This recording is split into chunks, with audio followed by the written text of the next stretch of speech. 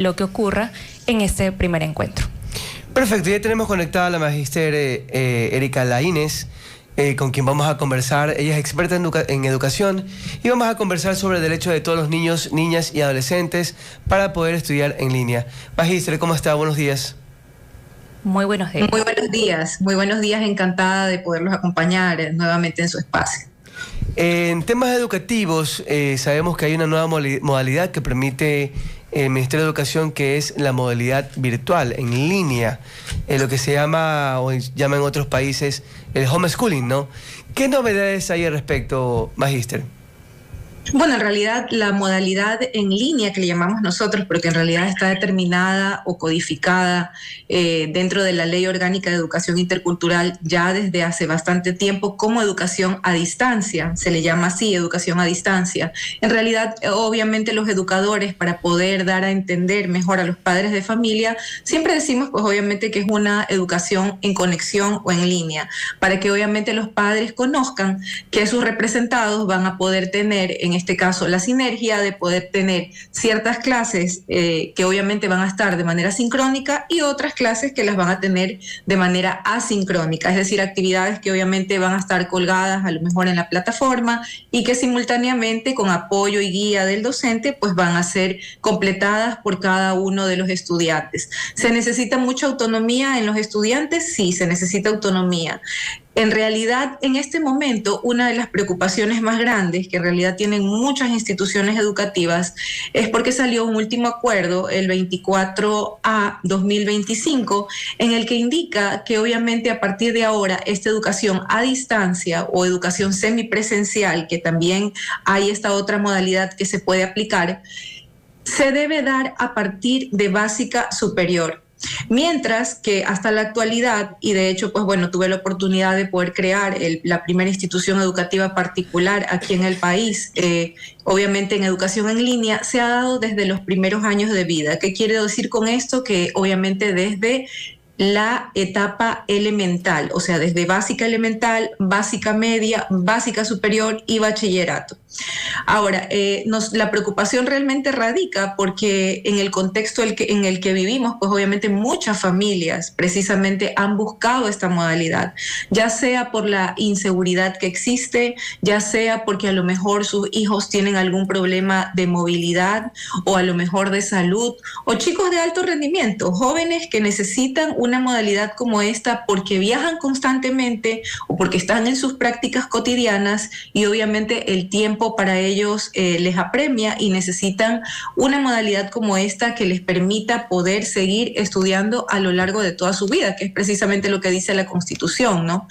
Y ahí es donde realmente nos preocupa también, obviamente, a los educadores, porque definitivamente, como lo menciono, la educación es precisamente un derecho que se debe de dar a lo largo de toda la vida y sobre todo, también como lo indica en su artículo 5, la codificación de la Ley Orgánica de Educación Intercultural, que precisamente la aplicación de todas las actividades educativas y que obviamente se deriven de ella deben observarse precisamente entre todos los principios, sobre todo el interés superior de los niños, el interés superior también de las adolescentes, que es un derecho sustantivo, y también pues obviamente se debe primar esta pertinencia que se debe dar para garantizar a los estudiantes una formación que corresponda sobre todo a las necesidades de su entorno, que es el caso en este caso de nuestro país, de Ecuador, y sobre todo ya sea también en el ámbito natural, social, cultural, etcétera, o local.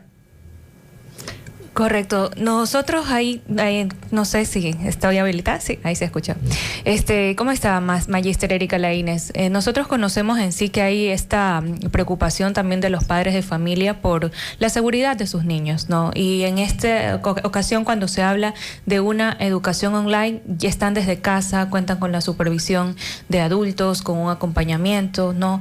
¿Qué son estas quizás variaciones que pueden haber dentro de la educación tradicional con la online, que aún haya cierto temor, digamos, de los padres por migrar a este tipo de educación?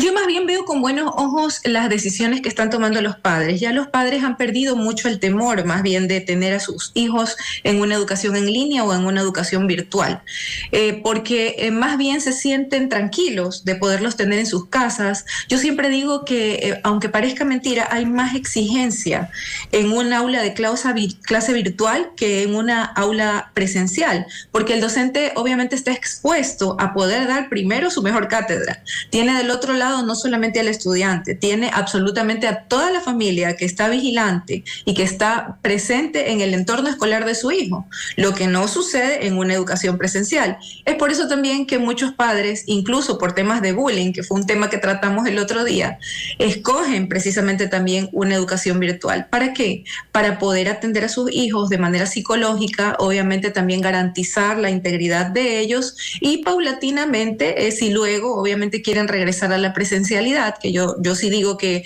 hay muchos niños que son niños que están como en tránsito, que a veces escogen la modalidad por ciertos factores o a lo mejor por decisiones o traslados de sus padres. A veces sus padres tienen que trasladarse a otras ciudades o a otros países por temas laborables. Entonces ellos prefieren ir obviamente con la compañía de sus hijos y de toda su familia. Pero en sí la garantía que tiene precisamente la educación virtual es precisamente poder velar por la integridad mucho más del estudiante. También hay la garantía de que la calidad del aprendizaje es efectiva. Por la experiencia que tengo ya de varios años en instituciones educativas y sobre todo en educación virtual, los estudiantes salen con los conocimientos óptimos para poder aplicar a cualquier universidad, no solamente aquí en el país, sino a nivel mundial, porque se abre también el abanico de oportunidades para que ellos puedan ser ciudadanos globales. Al estar conectados, pueden estudiar aquí o en cualquier parte del mundo. Magíster, entiendo que usted está haciendo, bueno, entiendo perfectamente lo que usted nos dice del tema de este tipo de modalidad nueva de educación que sirve y es muy válida para diferentes contextos, como usted decía, deportistas de alto nivel, hijos de diplomáticos, a lo mejor hijos de militares que se mueven o policías que los trasladan de régimen Sierra-Costa. Una infinidad de casos que puede ser muy cómodo el tema de la educación en línea. Pero entiendo que usted está haciendo, si cabe el término, una especie de como de denuncia, ¿verdad? Porque lo que usted nos comenta es que ahora el ministerio ha sacado un acuerdo, o no sé si decreto, que limita el número de años en lo que los estudiantes pueden participar. Nos hablaba desde básica, un poco porque venimos nosotros, en mi época era como primaria, secundaria, para que nos haga entender, ¿desde qué edad están limitando este tema? Antes usted me decía que era desde los primeros años, es decir, primer grado, ahora creo que se llama 1 EGB, que es como preparatoria. Ahora, ¿desde cuándo se está limitando este tema? Se está indicando que solamente se aplicaría a partir de octavo de básica en adelante, que viene a ser prácticamente toda la secundaria, lo que se conocía antes como secundaria. Y los otros niveles pues están todavía en análisis y esa es la preocupación de las instituciones y también de muchos padres de familia que por temas precisamente de inseguridad, imagínense muchas familias que viven realmente en sectores bastante vulnerables, que no pueden ni siquiera salir de sus casas, porque sabemos la inseguridad que existe, que el estudiante no puede caminar hacia la escuela fiscal, que a veces la tiene incluso frente de su domicilio, porque existen un sinnúmero de irregularidades que se pueden dar y que ya las hemos visto. De hecho, actualmente está culminando el año lectivo muchas instituciones aquí en la zona 8, en algunos sectores, en línea, se tuvieron que trasladar en línea por el sinnúmero de casos de inseguridad que se han dado de manera externa y de manera interna dentro de las instituciones. Entonces, esa es la preocupación que radica en este momento, obviamente en todas las familias, creería yo, que están optando en este momento por una educación virtual, por una educación que les permita a sus hijos que puedan dar continuidad a sus estudios y sobre todo vayamos mucho más allá. Si pensamos en la brecha de deserción escolar, ya la tenemos tenemos muy alta, o sea, debemos de pensar en mecanismos que permitan que nuestros estudiantes no hagan esta deserción y que continúen con sus estudios para que posterior a eso, pues si ellos quieren nuevamente regresar y si la situación país cambia, obviamente ellos puedan tener la continuidad a lo mejor en una educación presencial. Ok, o sea, usted nos está diciendo que este tema todavía está en revisión, es decir, no hay ya un cumplimiento inmediato. De hecho, el acuerdo salió. Lo que sí yo explico es que un acuerdo no está encima de la ley. Y por eso menciono la ley. Si la ley ampara a todos los niños, niñas y adolescentes a lo largo de toda su vida, pues obviamente un acuerdo no está encima de una ley y hay que aplicar obviamente la normativa legal que en este caso la ampara la Constitución de la República y que ampara también la Ley Educativa Orgánica de Educación. Sé que se está analizando, entiendo que el Ministerio de Educación en este momento está analizando precisamente las posibilidades. Si no, no vayamos muy lejos, precisamente en el Ministerio de Educación, si muchos niños se quedan sin estos espacios, ¿dónde van a estudiar? Es verdad que ellos tienen opciones de educación en casa y que tienen también el homeschooling y tienen también la educación que también es para los estudiantes que a lo mejor están con algún riesgo de salud. Pero si yo soy una madre de familia, pongo el ejemplo, que de repente yo no he estudiado, no sé leer ni escribir, o a lo mejor no tengo la oportunidad de pagar un tutor en casa, porque tiene que tener un tutor en casa para poder dar seguimiento al estudiante, porque no es lo mismo que una educación virtual o a distancia, donde sí tiene el seguimiento con tutores específicos, con docentes con clases conectadas y actividades asincrónicas, donde hay un seguimiento exhaustivo. En educación en casa o homeschooling, obviamente hay que tener un tutor personalizado, hay que contar con una persona que dé la guía al estudiante en casa y esa es la dificultad que puede existir y que puede hacer que muchas familias y estudiantes obviamente entren a la deserción escolar y es lo que no queremos a nivel país.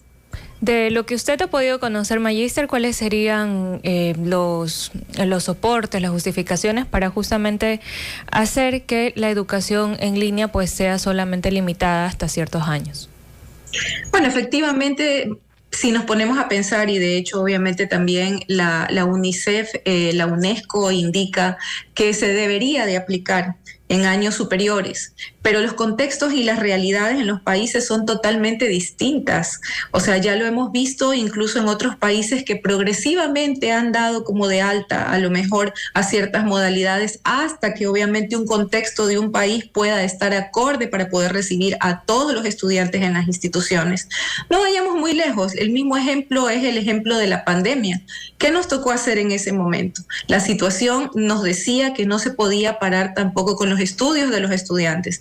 Por lo tanto, todas las instituciones, absolutamente todas a nivel país y mundial, tuvieron que optar por una educación virtual, que no era la más idónea, porque simplemente muchas instituciones lo que hicieron fueron trasladar absolutamente todas las horas clase para la virtualidad, cuando sabemos que el estudiante tiene un tiempo limitado para poder prestar la atención y que obviamente las características son muy diferentes en una educación virtual, porque tiene que haber una sinergia entre precisamente la captación en ese momento del estudiante y también la integración de sus conocimientos para posterior a esto, pues que la clase sea efectiva.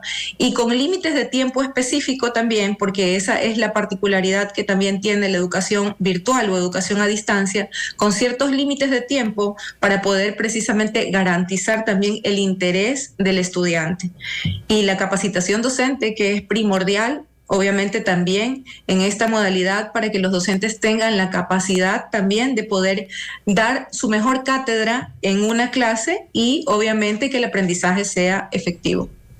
Perfecto, muchísimas gracias, Magíster Erika Laínez Román, experta en educación, que vino a hacer, digamos, esta especie de denuncia, si cabe el término. ¿Y cuál sería al final de su mensaje, su llamado de atención para las autoridades educativas, Magíster?